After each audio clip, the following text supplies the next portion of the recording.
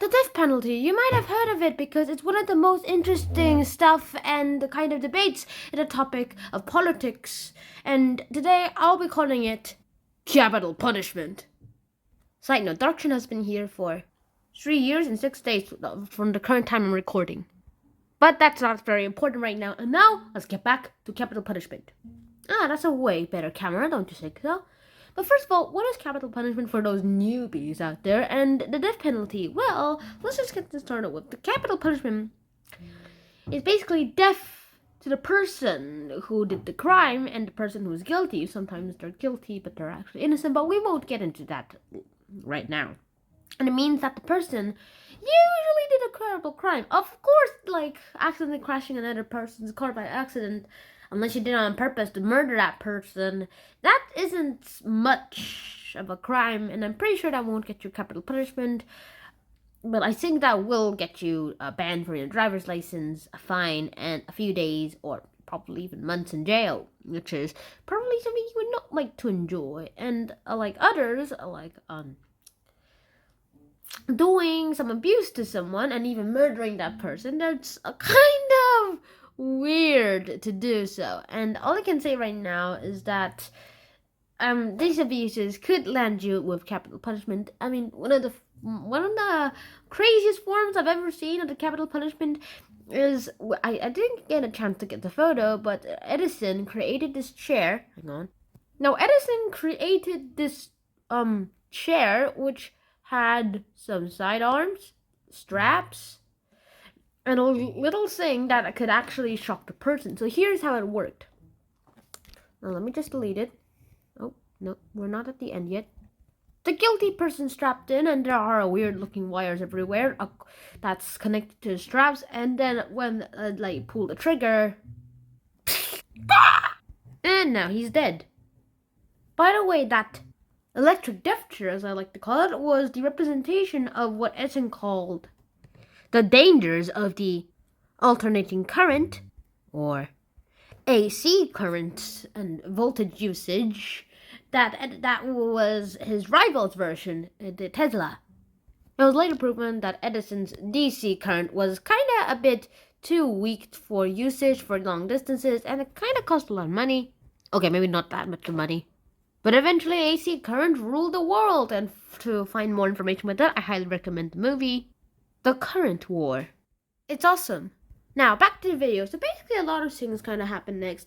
And now that we're here and ended the story, how about we go ahead and start talking about the affirmative and the negative position, the pros and cons for all those newbies out there. Yes, no, agree, support, and disagree, oppose. I think you guys get the idea, yes or no. Now, the first reason for the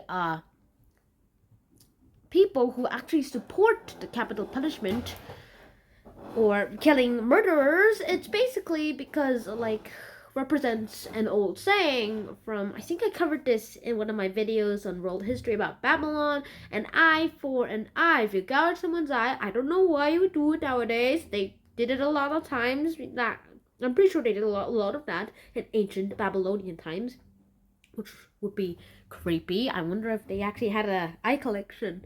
It must be very costly because there was a fine. And their eyes, so I don't know if they just lost the sight. So anyways, an eye for an eye. Basically, this is what it meant. If you gouge someone's eye, you give them your eye. I don't know why they would want it, but it's gross. Basically, you take out your eye as well. And it goes for anything, like cut my arm, I cut your arm. Cut my leg, I cut your leg. Steal my daughter, I steal your... Wait, you don't have a daughter? Then I'll steal your son. Wait, you don't have a son or daughter? You don't have any children? Okay, I'll steal your... You don't have a nephew? Okay, this might get a little bit complicated in those parts, but let's just not get into that at all, because it complicates the video too much. And yeah, this is one of the reasons, you do this, then I do the same to you. And the second reason is that people, the victims family actually, would have the murderer of their child or whoever their family relative is to be sentenced to the same death.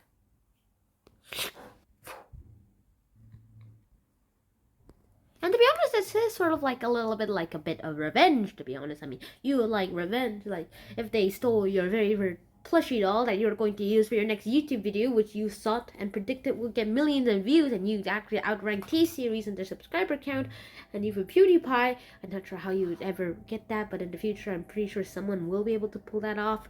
But back to the video. You might want to steal their plushie and ruin their day too, huh? Yeah, that's basically what this happens. And now, another last reason for this is that according to the murderer's victims' families, it's a good way to get justice done. I mean, if you get justice done, it's kind of nice. This woman may be blindfolded and may be blind, but at least she knows justice. And some people actually do think that murdering the murderer is a good way for justice. Sometimes later out, they find out that the murderer is actually innocent and the actual murderers ran away and spraying at the country, and now they are murderers. So that actually adds to the argument for the cons part. There's kind of a loophole. There's kind of a hole in this argument when I see it again, but for some reason the supporters used it. So I'll use it in this video. Now for the negative position, I ran out of time to grab photos, so let's just use the blackboard. I call it the blackboard now. How nice is that? Dark Sean. Let's not dwell into that too much. If we kill... One of the arguments is that if we kill a killer, it's kind of like we're as bad as them. Like, if we cheat to just compete with a cheater, we're just as bad as them. Let them win, but if we're going to win and get justice, let's just do it fairly. Do it the good way. It's like, hey, those guys are cheating. Let's cheat. No. If we're going to win this race, we're going to do it fairly. Yeah, that should do. And more things I shall mention right now is that there's also this place where there are some moral issues. You might actually see these murderers, yeah, sure, they're murderers, but they're still human beings. They probably have a soul if souls exist. Also, very religious people might think that person's soul has a demon for its soul instead. That's pretty much it. But then again, let's just scrub that out. This person is still a human being, and killing is kind of wrong to do it. Human beings are one species. We can't exterminate each other, even if they are criminals. And I guess the only reason why we would ever need to exterminate someone is because if that person did something so wrong, like murdering half of the world's population, and is about to murder the other half, then I guess we could do the capital punishment on them. But then again, some countries are doing this, and there are rare cases of capital punishment. Sometimes there is none at all. One more thing. Religion plays a very big role in this too. Religion was the origins of capital punishment. Like, there were things like sex before marriage, or murdering someone, doing a sin. Those were considered sinful enough. And if you didn't get forgiveness, I don't know how they considered forgiveness given, but if they did, it's going to be a very weird way. And any of the cultures, if there's a punishment, if there's a crime too hard, then you get capital punishment, which is harsh in my opinion.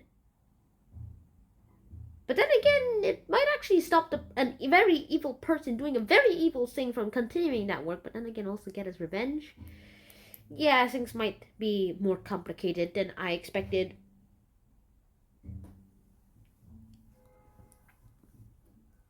It's not just the moral issues, it's also the religion issues. But nowadays, religious books, the punishments, like the original Bible itself, are kind of considered outdated because, hey, seriously?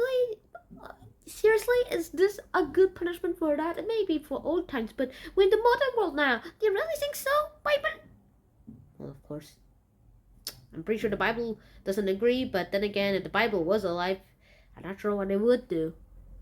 Now for my favorite part, the biased part, my opinion. Alright, my opinion, and actually with the negative position here, whenever I look at the affirmative position's arguments, it's kind of has holes in them that I could make my own arguments, and later found out that other people already made those arguments, so that was pointless. Anyways, it turns out that religion is the origins, but nowadays religious people don't really think about it. They kind of oppose it too. And yes, if we do kill a killer, it kind of gives out the message that killing is okay. I mean, it's a fine giving someone who accidentally sped away and went over the speed limit, giving him a fine. Is that very serious? Sure, I mean, this isn't very serious, so I guess the fine is okay. All you have to do is like give the government some money. But do you really think it's okay? It's like saying that giving fines will just get people to learn how they did wrong and they don't want to ever do this again. I mean, sure, you don't want to give away your money, that's for sure. There are loopholes in this argument. So what's your opinion? My opinion, there are too many moral issues, and religion does play a big role, and if we kill a killer, it's kind of unfair, and we are just as bad as them, so I'm with negative side. No in-betweens for me. See you guys in my next episode. Now, peace. Side note, please tell me in the comments below, do you think I should upload an animation?